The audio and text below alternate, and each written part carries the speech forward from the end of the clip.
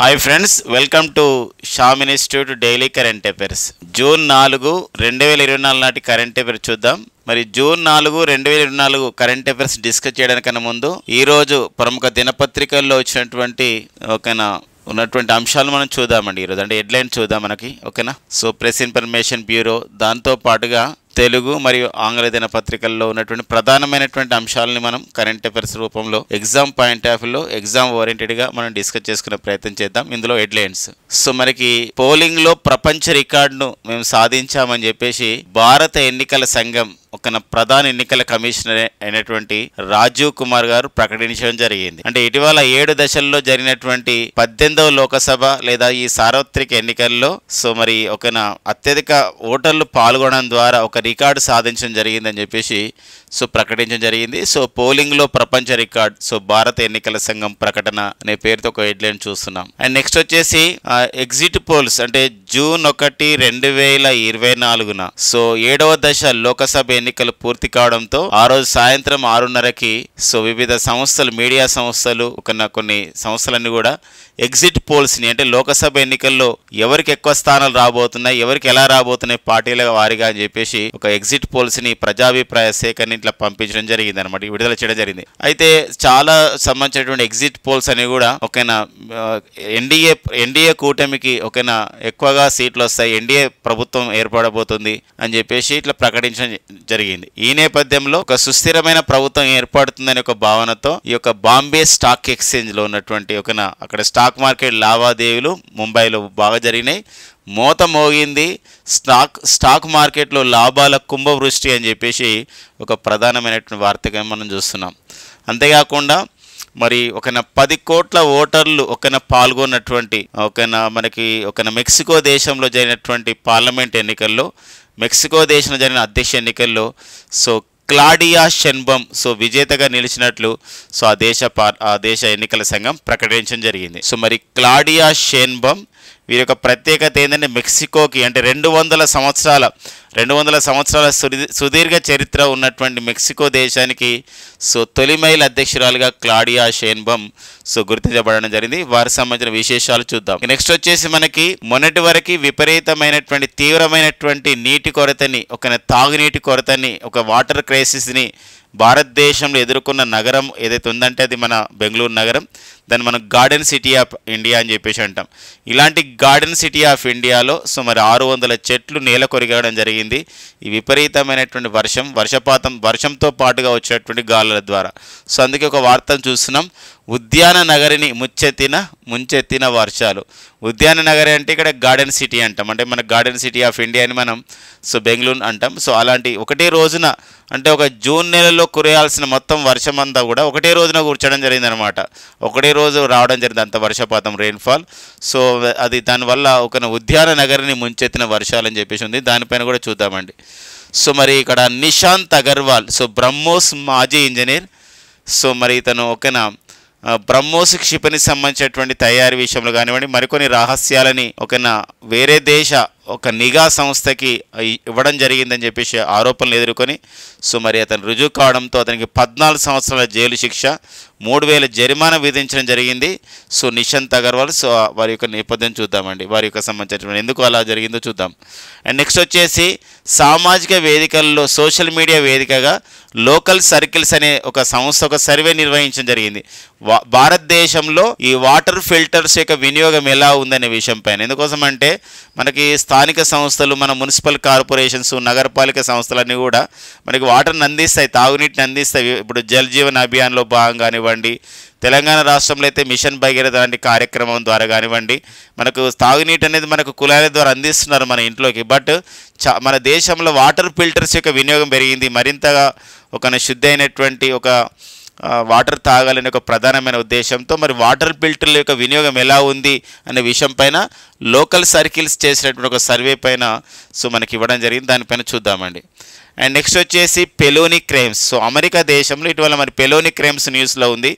ఏంటి పెలోని క్రైమ్ అని చెప్పేసి అంటే డొనాల్డ్ ట్రంప్ ఏదైతే తను సంబంధించినటువంటి 2016లో అధ్యక్షుడిగా ఎన్నికయ్యే సమయంలో, పోటీ సమయంలో తను కొన్ని విషయాలు దాచిపెట్టడం జరిగింది. అంటే సంబంధించినటువంటి అది ఒక హాష్ మనీ అని చెప్పేసి అంటాం. అంటే వివిధ సంస్థలు, వివిధ వ్యక్తులు ఏదైతే తన పార్టీకి విరాళాలు ఇచ్చారో అధ్యక్ష ఎన్నికల్లో పాల్గొనడానికి, ఆ నేపథ్యంలో ఆ డబ్బుని దుర్వినియోగం చేశాడు, ఆ సంబంధించిన రికార్డులను మాయం చేశాడనే విషయం పైన ఒక 34 కేసులు నమోదు కావడం జరిగింది. అలాంటి కేసులు ఇటీవల కాలంలో న్యూయార్క్ కోర్టు ఒక తీర్పును కూడా విడుదల చేయడం జరిగింది, వెలువరించడం జరిగింది. ఆ నేపథ్యంలో అలాంటి క్రైమ్స్ని మనం పెలోని క్రైమ్గా పిలుస్తాం. ఆ పెలోని క్రైమ్ న్యూస్లో ఉంది. దానికి సంబంధించిన మరిన్ని విశేషాలు మనం చూద్దాం. ఇది మనకి జూన్ 4, 2024 ఉన్నటువంటి ముఖ్యమైన ఎగ్జామ్ ఓరియంటెడ్ కరెంట్ అఫైర్స్ ఉన్నాయండి. ఇప్పుడు 1 by 1 డిస్కస్ చేద్దాం. పోలింగ్లో ప్రపంచ రికార్డును సాధించడం జరిగింది మన భారత ఎన్నికల సంఘం. ప్రపంచంలో అతిపెద్ద ప్రజాస్వామ్య పండుగ, డెమోక్రసీ ఫెస్టివల్ లేదా ఫెస్టివల్ ఆఫ్ ది డెమోక్రసీగా పిలుస్తున్నటువంటి పండుగ ప్రపంచంలో మరి 98 ఇక్కడ చూడండి, ఇక్కడ మన దేశంలో 96.88 కోట్ల ఓటర్లు మనకు మొత్తం ఉన్నారండి ఈసారి. అంటే 96.88 కోట్ల మంది. మొత్తం కూడా చూడండి 96.88 కోట్ల మంది ఓటర్లు ఉన్నారు. ఈసారి మనకి ఈ 18వ లోకసభ ఎన్నికలు ఫ్రెండ్స్, మనందరికీ తెలుసు ఇవి మనకు 18వ లోకసభ ఎన్నికలుగా మనం పిలుస్తున్నాం. 18వ లోకసభ ఎన్నికలు నిర్వహించుకోవడం జరిగింది. లోకసభ ఎన్నికలండి. ఈరోజే మనకి తుది ఫలితాలు కూడా రాబోతున్నాయి. 18 లోకసభ ఎన్నికలు. యాక్చువల్గా ఈ 18 లోకసభ ఎన్నికలకి మార్చి 16, 2024న భారత ఎన్నికల సంఘం రాజ్యాంగబద్ధ సంస్థ ఎన్నికల నిర్వహణకు షెడ్యూల్ విడుదల చేయడం జరిగింది. మరి 18 లోకసభ ఎన్నికలు 7 దశల్లో, మొత్తం 7 దశల్లో నిర్వహించుకోవడం జరిగింది. నిన్న కూడా డిస్కస్ చేసుకున్నాం. తొలి దశ వచ్చేసి ఏప్రిల్ 19, 2024న తొలి దశ ఎన్నికలు కాగా, తర్వాత మనకి ఇక్కడ జూన్ 1, 2024న 7వ దశ ఎన్నికలు అనమాట. తొలి దశ, మొదటి దశ అండ్ 7వ దశ ఎన్నికలు ఇలా నిర్వహించుకోవడం జరిగింది. మొత్తం కూడా 543 స్థానాలకు గాను ఎన్నికలు నిర్వహించుకోవడం జరిగిందండి. 543 లోకసభ స్థానాలు కానీ ఎన్నికలు నిర్వహించుకోవడం జరిగింది. ఈసారి 18వ లోకసభ ఎన్నికలు లేదా జనరల్ ఎలక్షన్స్ అంటాం, లేదా సార్వత్రిక ఎన్నికలు కూడా అంటామండి. సార్వత్రిక ఎన్నికలు. మరి ఈ సార్వత్రిక ఎన్నికలతో పాటుగా ఈ 18వ లోకసభ ఎన్నికలతో పాటుగా 4 రాష్ట్రాల శాసనసభ ఎన్నికలు కూడా జరిగాయి. అందులో ఆంధ్రప్రదేశ్ రాష్ట్ర శాసనసభ ఎన్నికలు, ఒడిషా రాష్ట్ర శాసనసభ ఎన్నికలు, దాంతో పాటుగా మనకి ఇక్కడ అరుణాచల్ ప్రదేశ్ అండ్ సిక్కిం అండి. ఈ 4 రాష్ట్ర శాసనసభ ఎన్నికలు కూడా నిర్వహించుకోవడం జరిగింది. అయితే మొత్తం ఓటర్లు వచ్చేసి మన దేశవ్యాప్తంగా మొత్తం ఓటర్లు 18 సంవత్సరాలు పైబడిన వాళ్ళు ఓటర్లు మన దేశంలో మొత్తం కూడా 96.88 కోట్ల మంది ఓటర్లు ఈసారి ఓటు హక్కుగా వాళ్ళు ఎలిజిబుల్ అయ్యారు. బట్ అందరూ ఓటు హక్కు వినియోగించుకోలేదు. బట్ అందులో 64.2 కోట్ల మంది ఓటర్లు వినియోగించుకోవడం ద్వారా ప్రపంచంలో మరేదైనా దేశంలో, ఈవెన్ G7 దేశాలను మొత్తం కలిపి కూడా ఇంత ఓటర్లు కూడా లేని సందర్భం ఉందన్నమాట. అలాంటప్పుడు ఐరోపా ఖండంలో కూడా లేదు. అలాంటిది ప్రపంచంలోనే అత్యధిక ఓటర్లు పాల్గొన్నటువంటి ప్రజాస్వామ్య ఎన్నికలుగా ఇది ప్రపంచ రికార్డు సాధించిందని భారత ఎన్నికల సంఘం ప్రధాన ఎన్నికల కమిషనర్, నేషనల్ ఎలక్షన్ కమిషన్లో చీఫ్ ఎలక్షన్ కమిషనర్గా పనిచేసిన వారు, ఆ పదవిని చేపట్టినటువంటి 25వ వ్యక్తి వారే రాజీవ్ కుమార్ గారు అధికారికంగా ప్రకటించడం జరిగింది. మనకు ప్రెస్ ఇన్ఫర్మేషన్ బ్యూరోలో కూడా దీనిపైన సమగ్రమైన సమాచారం అనేది అందించడం జరిగిందనమాట. ఓకేనండి. ఇక్కడ ఈసారి చూసినట్లయితే ఈ 64.2 కోట్ల మంది ఓటర్లు ఈ 7 దశలో ఎన్నికల్లో ఓటు హక్కును వినియోగించుకున్నారు. మొత్తం అయితే 96.88 కోట్ల మంది ఓటర్లు. బట్ ఇక్కడ 64.2 కోట్ల ఓటు హక్కును వినియోగించుకోవడం ద్వారా రికార్డు సాధించుకున్నాం. ఇందులో మరి 31.2 కోట్ల మంది మహిళా ఓటర్లు ఉన్నారండి. 31.2 కోట్ల మంది మహిళా ఓటర్లు ఈసారి ఓటు హక్కును వినియోగించుకోవడం జరిగింది. ఈ ఓటు హక్కు ఈ ఎన్నికల్లో ఈ 7 దశ ఎన్నికల సంబంధించిన నిర్వహణ గురించి, మేనేజ్మెంట్ గురించి 1,50,00,000 మంది లేదా 1.50 crores ఎంప్లాయీస్ని, సిబ్బందిని ఆ విధంగా సమకూర్చుకోవడం జరిగింది వివిధ ప్రభుత్వ డిపార్ట్మెంట్స్ నుండి అని చెప్పేసి.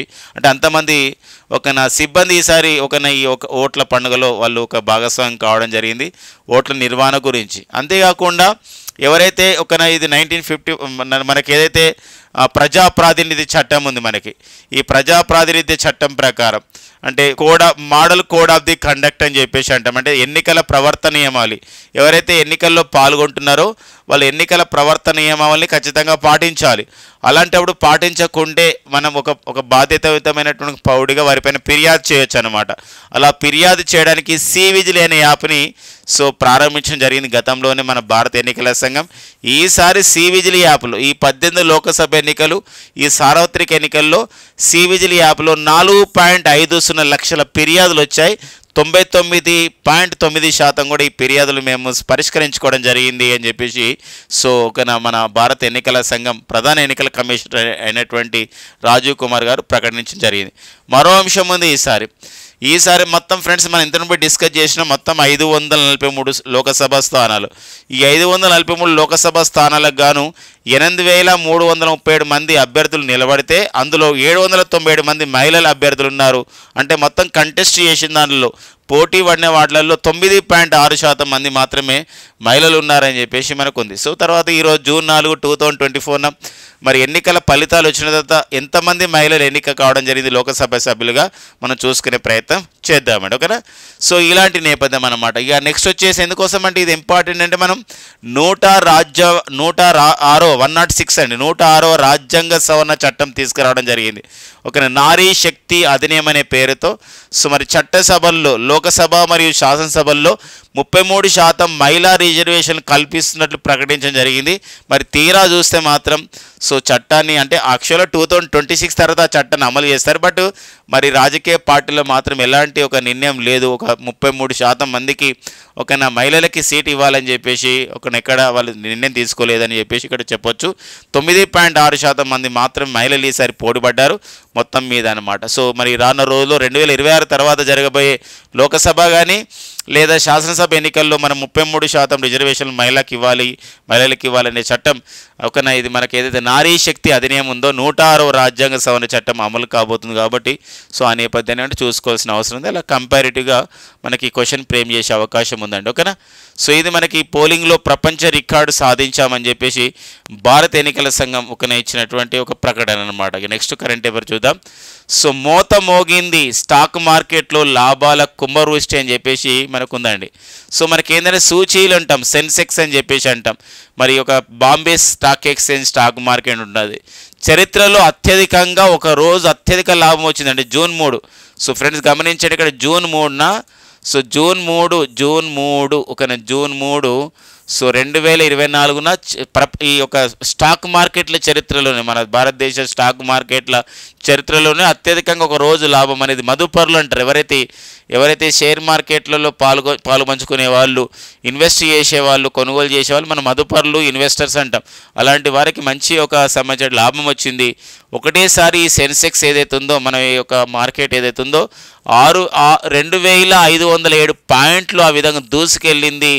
ఒకే రోజు మదుపర్లకు ఎవరైతే ఇన్వెస్టర్స్ ఉన్నారో, ఎవరైతే స్టాక్ మార్కెట్లో షేర్ కొనుగోలు చేయడం జరిగిందో వాళ్ళకి 13.78 లక్షల కోట్ల రూపాయలు ఆ విధంగా లాభం రావడం జరిగిందని చెప్పేసి ఉంది. అంతేకాకుండా దీంతో కలిసి జూన్ 3, 2024 నాటికి ఆ రోజు నాటికి బాంబే స్టాక్ ఎక్స్చేంజ్లో మొత్తం కంపెనీల మార్కెట్ విలువ అనేది 425.92 లక్షల కోట్లకు చేయడం జరిగిందండి. ఇది ఒక ఇంపార్టెంట్. గతంలోనే మనం ఒక ఘనతను సాధించాము. ఇప్పుడు ప్రపంచంలోనే స్టాక్ మార్కెట్ల చరిత్రలోనే మనం 3వ స్థానానికి వెళ్ళిన పరిస్థితి హాంకాంగ్ దేశాన్ని అధిగమించిన నేపథ్యంలో మరి ఇలాంటప్పుడు మరి బాంబే స్టాక్ ఎక్స్చేంజ్ కంపెనీల మార్కెట్ విలువ అనేది 425.92 లక్షల కోట్ల రూపాయలకు చేరడం జరిగింది మొత్తం నిన్నటి నాటికి అనమాట. అంతేకాకుండా మనకి ప్రభుత్వ బ్యాంక్ అయినటువంటి స్టేట్ బ్యాంక్ ఆఫ్ ఇండియా తన షేర్ అనేది 912 రూపాయలు చేరి మరి 8 లక్షల కోట్ల రూపాయల మార్కెట్ విలువ ఉన్నటువంటి తొలి ప్రభుత్వ రంగ బ్యాంకుగా స్టేట్ బ్యాంక్ ఆఫ్ ఇండియా గుర్తించబడింది. వెరీ వెరీ ఇంపార్టెంట్గా ఉంటుందండి. అంతేకాకుండా రిలయన్స్ ఇండస్ట్రీస్ షేర్ కూడా పెరిగి దాని మార్కెట్ క్యాపిటలైజేషన్, మార్కెట్ విలువ వచ్చేసి, మార్కెట్ వాల్యూ వచ్చేసి మనకి 20.44 లక్షల కోట్ల రూపాయలుగా చేరడం జరిగింది. ఈ రెండు మనకు పాయింట్స్ ఇంపార్టెంట్గా మనకు ఉంటుందండి. ఇది మనకి మోత మోగింది స్టాక్ మార్కెట్లో లాభాల కుంభవృష్టి. ఇది మనకి ఎందుకోసం ఇలా జరిగిందంటే మనకి ఇంతవరకు డిస్కస్ చేసుకున్నాం. మనకి 7 దశ ఎన్నికలు పూర్తి కావడం జరిగింది.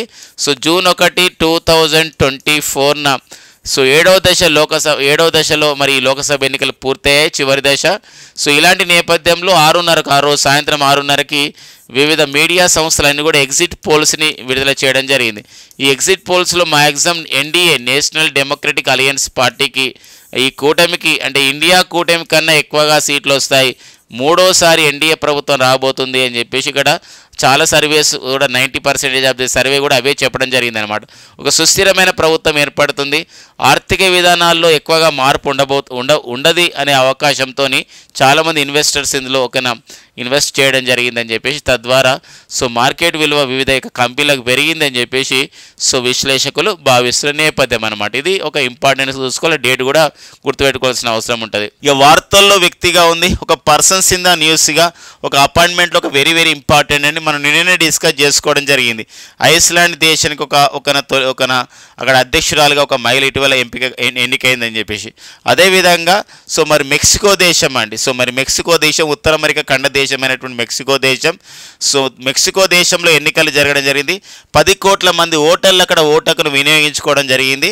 మెక్సికో దేశం యొక్క ఒక రాజ్యాంగం ప్రకారం సో ఒకసారి అధ్యక్షుడు ఉన్నాడనుకోండి, ఎన్నికైంది అనుకోండి, రెండో పర్యాయం అతని ఎన్నికల్లో పోటీ చేయడానికి వీలు ఉండదు అనమాట. అలాంటి నేపథ్యంలో ఎవరైతే మనకి ఆండ్రీస్ మాన్యువల్ లోపెజ్ అనేవారు అధ్యక్షుడిగా తన పదవి కాలం పూర్తయిన నేపథ్యంలో మరి వీరి స్థానంలో ఇప్పుడు ఎన్నికలు నిర్వహించడం జరిగింది. సో ఇప్పుడు మెక్సికోకి సో తొలి మహిళ అధ్యక్షురాలిగా సో ఎవరు నియమితులు కావడం జరిగిందంటే క్లాడియా షెన్బామ్ నియమితులు కావడం జరిగింది. వీరు మొరేనా అనే ఒక పార్టీ, ఒక కూటమి అనమాట. మన దగ్గర ఇండియా కూటమి ఎలా ఉందో ఈ మొరేనా పార్టీ లేదా మొరేనా కూటమికి చెందినవారు సో క్లాడియా షెన్బామ్ అండి. Very very important. క్లాడియా షెన్బామ్ గతంలో మెక్సికో సిటీ ఒక పట్టణం కూడా ఉంటుంది. ఆ మెక్సికో సిటీకి మేయర్గా పనిచేయడం జరిగింది. అంతేకాకుండా ఆండ్రీస్ మాన్యువల్ లోపెజ్ మంత్రివర్గంలో అక్కడ ఒక ఎన్విరాన్మెంటల్ సెక్రటరీగా అంటే ఒక పర్యావరణ మంత్రి కూడా వారు పనిచేయడం జరిగింది. మరి క్లాడియా షెన్బామ్ పర్యావరణ రంగంలో విశేషంగా కృషి చేయడం జరిగింది. సో మరి ఒక పర్యావరణవేత్తగా ఎంతో పేరు పొందడం జరిగింది సో క్లాడియా షెన్బామ్ అనమాట. సో అదొక ఇంపార్టెన్స్గా మనం చూసుకోవాల్సిన అవసరం ఉందండి. సో మరి ఆండ్రీస్ మాన్యువల్ లోపెజ్ కూడా ప్రపంచంలోనే అత్యంత జనాదరణ పొందినటువంటి రాజకీయ నాయకుల జాబితాలో 2-3 స్థానాలు వచ్చేవారు అనమాట. ఇట్లా మార్నింగ్ కన్సల్ట్ అనే పత్రిక ప్రకారం. ఇప్పుడు మనం లాస్ట్ కూడా చూడండి, మార్నింగ్ కన్సల్ట్ అని ఒక ఆన్లైన్ ఎడిషన్ మనకు ఉంటుంది. ఈ మార్నింగ్ కన్సల్ట్ అనే సోషల్ మీడియా కేంద్రంగా జరిగే ఈ మార్నింగ్ కన్సల్ట్ అనే నివేదిక ప్రకారం the most popular leader in the world, ప్రపంచంలో అత్యంత జనాదరణ పొందినటువంటి రాజకీయ నాయకుల జాబితాలో, దేశాధినేతల జాబితాలో నరేంద్ర మోడీ సో గతంలో మొదటి స్థానం రావడం జరిగింది. వారి తర్వాత రెండవ స్థానంలో ఎవరు వచ్చేవారంటే ఆండ్రీస్ మాన్యువల్ లోపెజ్ రావడం జరిగింది అనమాట. సో వారికి చాలా గుర్తింపు రావడం జరిగింది. అంతేకాకుండా ఆండ్రీస్ మాన్యువల్ లోపెజ్ చేసిన వ్యాఖ్యలు కూడా ఒక రాజనీతి పరుడిగా, ఒక దౌత్యనీతి పరుడిగా, ఒక డిప్లొమాటిక్గా ఒక పేరు పొందడం జరిగింది అనమాట. ఎలా అంటే గతంలో 2022లో అక్టోబర్లో సో మనకి షాంఘై కోఆపరేషన్ ఆర్గనైజేషన్ సమావేశం అనేది ఉజ్బెకిస్తాన్లోని సమర్కండ్ అనే ప్రాంతంలో నిర్వహించినప్పుడు, ఉజ్బెకిస్తాన్ రాజధాని సమర్కండ్ అనే ప్రాంతంలో నిర్వహించినప్పుడు సో ఫ్రెండ్స్ గమనించాలి, అప్పుడు 2022 మరి సెప్టెంబర్ అక్టోబర్ల మధ్యలో ఆ టైంలో ఇలా సమావేశం నిర్వహించిన నేపథ్యంలో సో మనకి 2022 ఫిబ్రవరి నుండి మనకి రష్యా ఉక్రెయిన్ యుద్ధం స్టార్ట్ అయిందనమాట. సో మరి షాంఘై కోఆపరేషన్ ఆర్గనైజేషన్లో రష్యా కూడా ఒక సభ్య దేశంగా ఉన్న నేపథ్యంలో రష్యా దేశ అధ్యక్షుడు వ్లాదిమిర్ పుతిన్ ఉద్దేశించి భారత ప్రధాని నరేంద్ర మోడీ గారు ఇవి యుద్ధానికి రోజులు కావు, చర్చలకు మాత్రమే రోజులు అని అనడం జరిగింది. ఆ యొక్క పాయింట్స్ని తీసుకొని, ఆ యొక్క సేయింగ్స్ని తీసుకొని సో మరి మాన్యువల్ లోపెజ్ ఓబ్రెడార్ లేదా ఆండ్రీస్ మాన్యువల్ లోపెజ్ ఓబ్రెడార్ సో ఒక ప్రకటన చేశాడు. ప్రపంచ శాంతి కమిషన్ని ప్రతిపాదించడం జరిగిందనమాట. ప్రపంచ శాంతి కమిషన్ని ప్రతిపాదించాడు. ఈ ప్రపంచ శాంతి కమిషన్ అంటే ఇది ఒక ప్రతిపాదన మాత్రమే, ఒక ప్రపోజల్. ఏమనంటే ప్రపంచంలో వివిధ దేశాల మధ్య ఈ గొడవలు కొట్లాట్లు జరుగుతున్నాయి, వీటికి ఒక మీడియేటర్గా ఉండాలి, ఈ ఒక శాంతి స్థాపన గురించి ఒక ప్రపంచ శాంతి కమిషన్ నేను ప్రతిపాదిస్తున్నానని ఆండ్రీస్ మాన్యువల్ లోపెజ్ అప్పుడు 2022లో భారత ప్రధాని నరేంద్ర మోడీ చేసిన స్పీచ్లో భాగంగా ప్రకటన చేస్తూ ఇందులో 3 సభ్యులు ఉంటారని చెప్పేసి ప్రకటన చేశారు. సో ఆ 3 సభ్యుల్లో ఒకరు వచ్చేసి భారత ప్రధాని నరేంద్ర మోడీ గారు ఉంటారు ఇందులో ఒక సభ్యుడిగా. అంతేకాకుండా ఐక్యరాజ్యసమితి ప్రధాన కార్యదర్శి అయినటువంటి ఆంటోనియో గుటెరస్ ఇందులో ఒక సభ్యుడిగా ఉంటే బాగుంటుందని. అంతేకాకుండా మరి రోమన్ క్యాథలిక్స్ మత పెద్ద అయినటువంటి వాటికన్ సిటీలో పోపుగా పిలువబడుతున్నటువంటి వారు ఫ్రాన్సిస్ వన్ కూడా ఇందులో ఒక సభ్యుడిగా ఉంటారు. వీరు ప్రపంచంలో శాంతి స్థాపనకు కృషి చేసే వాళ్ళు వేరే గొప్పగా ఉన్నారని చెప్పడం జరిగింది. సో ఇది చాలా కాంపిటేటివ్ ఎగ్జామ్లో వచ్చిందనమాట. అలాంటిది అతనే ఆండ్రీస్ మాన్యువల్ లోపెజ్ అనమాట. ఇప్పుడు వీరి స్థానంలో ఆండ్రీస్ మాన్యువల్ లోపెజ్ స్థానంలోనే ఇప్పుడు మెక్సికోకు నూతన ఒక అధ్యక్షురాలుగా ఆ పదవిని చేపట్టనున్నటువంటి తొలి మహిళ అధ్యక్షురాలు. అంటే వీరు అక్టోబర్లో వీరు అంటే అక్టోబర్ 1న వీరు ఒక ప్రమాణ స్వీకారం చేస్తారు. బట్ ముందుగానే ఎన్నికలు నిర్వహించుకోవడం జరిగింది. ఇప్పుడు మనకి అమెరికా దేశం కూడా అంతే, నవంబర్లో అధ్యక్ష ఎన్నికలు జరుగుతాయి, బట్ జనవరిలో వాళ్ళు జనవరిలో పదవి స్వీకారం చేస్తారు. అట్లా మనకి క్లాడియా షెయిన్బామ్ మెక్సికో తొలి మహిళ అధ్యక్షురాలుగా ఉండడం జరిగింది. ఒక పర్యావరణవేత్తగా కూడా వీరి రికార్డు పొందడం జరిగింది అనమాట. ఓకేనండి, నెక్స్ట్ పాయింట్ చూద్దాం. ఉద్యాన నగరిని ముంచెత్తిన వర్షాలని చెప్పేసి ఇవ్వడం జరిగిందండి. మరి ఉద్యాన నగరి అని చెప్పేసి అంటే ఇక్కడ గార్డెన్ సిటీ ఆఫ్ ఇండియా, మన భారతదేశ గార్డెన్ సిటీ ఆఫ్ ఇండియా అండి ఇక్కడ. So garden city of India అని చెప్పేసి అంటామండి ఇక్కడ. గార్డెన్ సిటీ ఆఫ్ ఇండియా అని చెప్పేసి అంటాం. ఇదే బెంగళూరు నగరాన్ని సిలికాన్ సిటీ ఆఫ్ ఇండియా అని చెప్పేసి అంటాం. సో మనకి ఇక్కడ అంతేకాకుండా స్పేస్ సిటీ ఆఫ్ ఇండియా అంటే భారతదేశంలో ఒక అంతరిక్ష నగరంగా కూడా మనం ఒకరిని పిలుస్తాం. ఐటీ హబ్ ఆఫ్ ఇండియాగా కూడా మనకు బెంగళూరు నగరాన్ని మనం పిలుస్తూ ఉన్న నేపథ్యం అండి. సో మరి ఇలాంటి బెంగళూరు నగరం ఈ సంవత్సరం అంటే ఎండాకాలం నుండి బాగా తీవ్రమైనటువంటి వాటర్ క్రైసిస్తో వార్తల్లో నిలవడం జరిగింది. బహిరంగంగా ఎవరైతే ఇంట్లో వాటర్ని తాగే వాటర్ని ఒక ప్రభుత్వం విధంగా స్థానిక సంస్థల ద్వారా పంపించే వాటర్ ఏదైతే కుళాయిల ద్వారా మనం పంపిస్తారో ఆ వాటర్ని కార్ల వాషింగ్ అట్లా చేసిరనుకోండి, సో నిషేధాజ్ఞలు విధించడం జరిగింది, ఫైన్ కూడా విధించడం జరిగింది. ఆ స్థాయికి చేరింది అక్కడ వాటర్ క్రైసిస్ అనేది. అంతేకాకుండా విపరీతమైన వాటర్ క్రైసిస్ ద్వారా సో అపరిశుభ్రమైన వాటర్ తాగడం ద్వారా డయేరియా కలరా కూడా కొన్ని ప్రాంతాల్లో అక్కడ వ్యాప్తి చెందినట్టు మనం చూడడం జరిగింది. ఇలాంటి ఉద్యాన నగరిని దేవుడు కరుణించాడు, అంటే వరుణుడు కరుణించాడు. సో వర్షాలు కురిపించాడు. బట్ ఒక నెలలో మొత్తం 30 రోజులలో రావాల్సిన ఒక వర్షము ఒకటే రోజులో కురిసిందనమాట. అది జూన్ 2, 2024న 111 మిల్లీమీటర్ల వర్షపాతం రెయిన్ఫాల్ నమోదు కావడం జరిగింది భారత వాతావరణ శాఖ చెప్పిన నివేదిక ప్రకారం. అయితే ఇది చరిత్రలో రికార్డ్ అనమాట. బెంగళూరు నగర చరిత్రలో 1891 జూన్ 16న 101.66 మిల్లీమీటర్ల వర్షపాతం అత్యధికంగా నమోదైంది ఇంతవరకు బెంగళూరు నగరంలో. ఈ రికార్డు ఇప్పుడు బ్రేక్ కావడం జరిగింది. కాబట్టి అడగవచ్చు, సో మనకి జూన్ 2, 2024 క్రింది ఏ నగరంలో ఒకే రోజున 111 మిల్లీమీటర్ల వర్షపాతం నమోదైంది, 600 చెట్లు కూడా విరిగిపోయినాయి. ఎందుకోసం అంటే బెంగళూరు అంటేనే మస్తు చెట్లు ఉంటాయి, గార్డెన్ సిటీ ఆఫ్ ఇండియా అనడానికి కూడా కారణం అదే. మరి అలాంటి నేపథ్యంలో చెట్లు కూడా విరిగిపోవడం అయితే జరిగిన నేపథ్యం ఉందండి. సో ఇది భారత వాతావరణ శాఖ ధృవీకరించడం జరిగింది. గతంలో ముంబైలో కూడా ఇలాంటిదే జరిగింది. సో ఇప్పుడైతే మనకి దక్షిణ భారతదేశంలో అయితే ఇట్లా మనకి అంటే ఇదంతా కూడా నైరుతి ఋతుపవనాల సమయం ఎఫెక్ట్గా చెప్తున్నారనమాట. ఉపరితల ఆవర్తన ధోరణి ఏర్పడి ఇవన్నీ కూడా జరిగిన నేపథ్యం ఉంది. ఓకేనండి. సో కాబట్టి ఆ డేటు ఆ సంబంధించిన వర్షపాతం అవన్నీ ఇంపార్టెన్స్గా ఉంటుందండి. ఓకేనా, నెక్స్ట్ చూద్దాం ఇక. సో నిశాంత్ అగర్వాల్. సో మరి నిశాంత్ అగర్వాల్ దేశద్రోహం కింద అరెస్ట్ కావడం జరిగింది. మరి అంతేకాకుండా ఇతను మన 2018లో ఉత్తరప్రదేశ్లో జరుగుతున్నటువంటి ఒక వైమానిక విన్యాసాల్లో ఇతను పాల్గొనడం జరిగింది. పాల్గొన్నప్పుడు వెంటనే నిఘా సంస్థలు ఇతను నిఘా పెట్టడం జరిగింది, అరెస్ట్ చేశారు. సో ఏంది అంటే ఇతను ఈ యొక్క బ్రహ్మోస్ క్షిపణి, ఫ్రెండ్స్ మనందరికీ తెలుసు భారత్ రష్యాలు సంయుక్తంగా అభివృద్ధి పరిచినటువంటి క్షిపణి బ్రహ్మోస్ క్షిపణి. ఒక క్రూయిజ్ క్షిపణిగా మనకు ఉంది ఈ బ్రహ్మోస్ మిజైల్.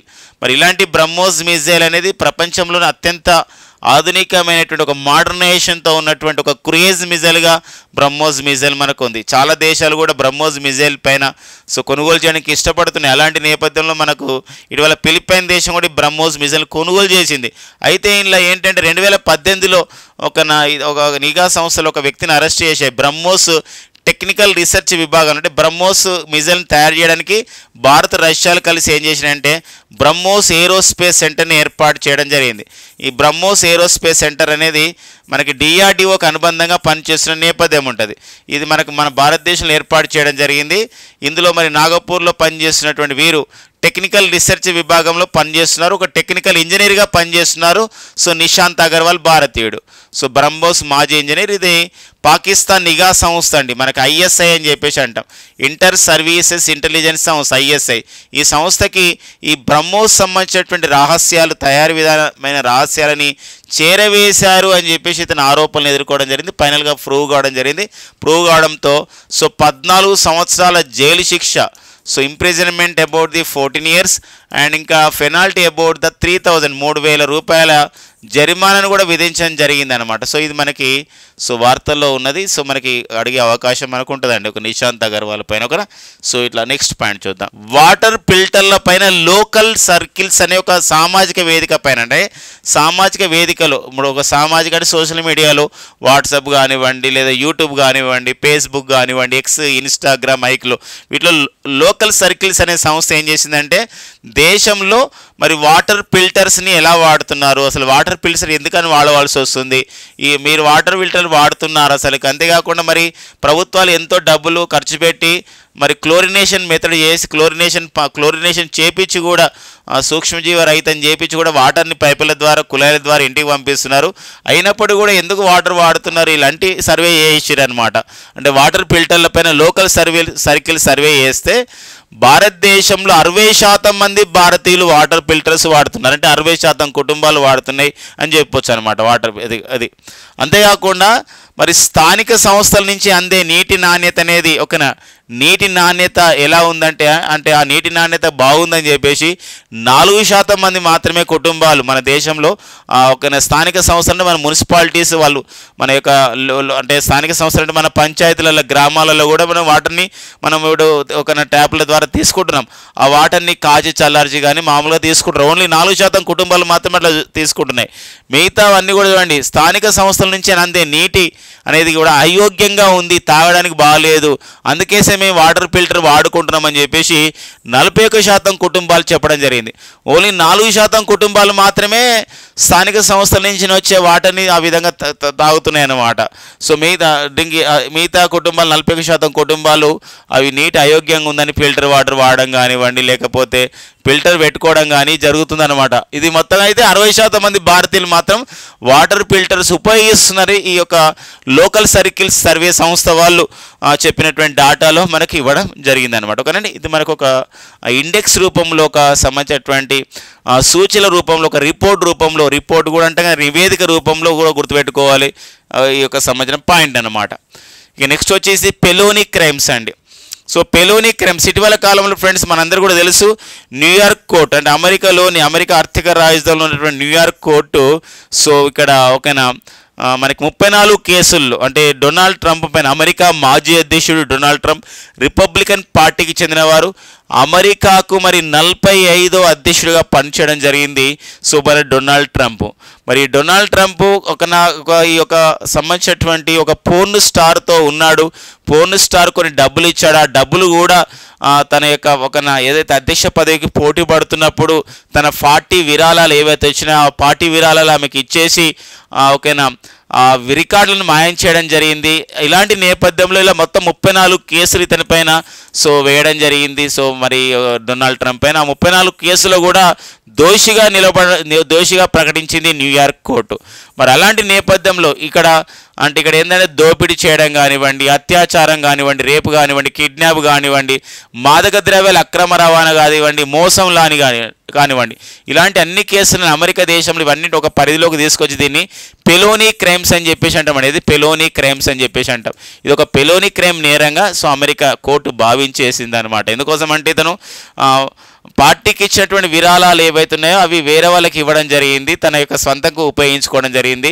అవి అంతేకాకుండా రికార్డులను మాయం చేసడనే కేసు కూడా ఉంది. ఇలా మొత్తం 34 కేసులు ఉన్నాయి కాబట్టి అది సో ఆ నేపథ్యంలో ఒక పెలోని క్రైమ్ ఎదుర్కోవడం జరిగింది. దీని ద్వారా మరణశిక్ష లేదా 1 సంవత్సరం కంటే ఎక్కువ కాలం జైలు శిక్షని ఆ విధంగా విధిస్తారనమాట. విధించే నేరాల్లో భాగంగా మరి అంటే పెలోని క్రైమ్స్ వాళ్ళకి ఎవరైతే పెలోని క్రైమ్ నేరం అంటే ఆ పెలోని క్రైమ్కి పాల్పడ్డారు అనుకోండి, ఇక్కడ హత్య కానీ, దోపిడీ, అత్యాచారం, కిడ్నాప్, మాదక ద్రవ్యాల అక్రమ రవాణా లేదా మోసం, అలాంటి క్రైమ్స్ని మరణశిక్ష విధించడం కానీ, 1 సంవత్సరం కంటే ఎక్కువ కాలం జైలు శిక్ష విధించే ఏదైనా నేరం కానీ ఇప్పుడు మనం పెలోని క్రైమ్ కింద కూడా భావిస్తారు అనమాట. 2 రకాలుగా వీళ్ళు ఇవ్వడం జరిగింది. వివిధ దినపత్రిక దీనిపైన సంబంధించిన విశేషం రావడం జరిగింది అనమాట. ఓకేనండి, నెక్స్ట్ చూద్దామండి. ఓకే, ఇలా అడగవచ్చు, పెలోని క్రైమ్స్ని ఎదుర్కొన్నటువంటి ఒక దేశ మాజీ అధ్యక్షుడు ఎవరు, లేదా పెలోని క్రైమ్ అంటే ఏంటి, ఇలాంటి విషయాలపైన రావడానికి ఉండదండి. ఇక నెక్స్ట్ వచ్చేసి మనకు ఒక కరెంట్ ఎకనామిక్ పాయింట్ అండి. సో ఇది చాలా ఇంపార్టెంట్గా మనకు ఉంటుంది ఫ్రెండ్స్. మనందరికీ తెలుసు 2016 సంవత్సరం నవంబర్ 8 అండి. మరి 2016 సంవత్సరం నవంబర్ 8 మన భారతదేశంలో సో డిమానిటేషన్ అని చెప్పేసి అంటాం. అప్పటి వరకు ఉన్నటువంటి 1000 రూపాయలు అండ్ 500 రూపాయల కరెన్సీ నోట్ల యొక్క విలువను అంటే స్టాప్ చేయడం జరిగింది అనమాట. సో మరి అలాంటి నేపథ్యంలో కొత్తగా మరొక 2000 కరెన్సీ రూపాయల నోట్ని 2000 కరెన్సీ రూపాయల నోట్ని తీసుకురావడం జరిగింది. కొత్తగా 500 రూపాయల కరెన్సీ నోట్ని తీసుకురావడం జరిగింది అనమాట. మరి అయితే తదనంతరం ఏం చేశారంటే మరి ఈ 2000 రూపాయల నోట్లని ఏవైతే ఉందో మనం చలామణి నుండి రద్దు చేయడం జరిగింది. రద్దు చేసే నేపథ్యంలో ఒక ప్రకటన చేశారు, మీరు బ్యాంకుల దగ్గరికి వెళ్ళి ఆ 2000 రూపాయల నోట్లని 500 రూపాయలుగా లేకపోతే మీ బ్యాంకుల అకౌంట్లో డిపాజిట్ చేసుకోవచ్చు అని చెప్పి చెప్పడం జరిగింది. అలాంటి నేపథ్యంలో మరి 2016లో రిజర్వ్ బ్యాంక్ ఆఫ్ ఇండియా 2000 రూపాయల కరెన్సీ నోట్లను విడుదల చేసిన క్రమంలో దేశంలో మొత్తం చలామణిలో ఉన్నటువంటి 2000 నోట్ల విలువ వచ్చేసి ఎంతంటే 3.56 లక్షల కోట్ల రూపాయలండి.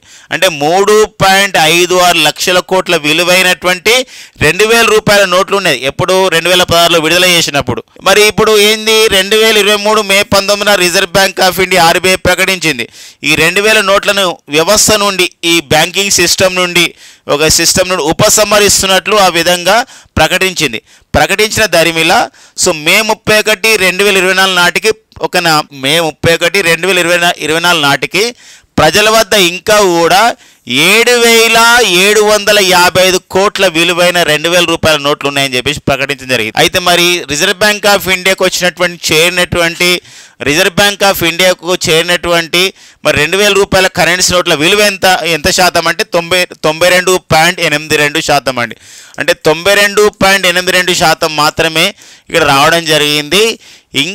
ఇంకా కూడా 2.18% ఆఫ్ ది ఏవైతే 2000 రూపీస్ కరెన్సీ నోట్లు ఉన్నాయో వాటి విలువ ఎంత అంటే ఇప్పుడు ప్రజల దగ్గరనే ఉంది, అది 7,755 కోట్ల రూపాయలు అనమాట. అది కరెన్సీ రావాల్సిన అవసరం ఉంది అని చెప్పేసి జూన్ 3 అంటే నిన్న 2024న రిజర్వ్ బ్యాంక్ ఆఫ్ ఇండియా ప్రకటించడం జరిగింది. ఇలా ప్రతి పాయింట్ కూడా ఇంపార్టెంట్. కరెంట్ ఎకనామిక్ పాయింట్ ట్యాబ్లో ఆర్థిక అంశాల్లో మనకి ఇంపార్టెన్స్గా చూసుకోవాల్సిన అవసరం ఉంది.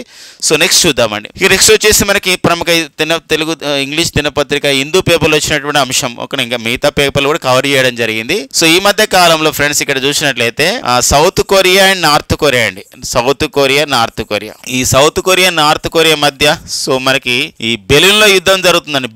బెలూన్లు అండి. ఈ బెలూన్లలో మనకి ఏంటంటే గాలితో నింపిన బెలూన్లు ఉంటాయి, లేదా పరీక్ష చేయడానికి ఏమైనా హీలియం లాంటి ఒక సంబంధించినటువంటి గ్యాస్ని చేసి మనకు పరిశోధన చేస్తారు ఇక్కడ బెలూన్ల విషయంలో.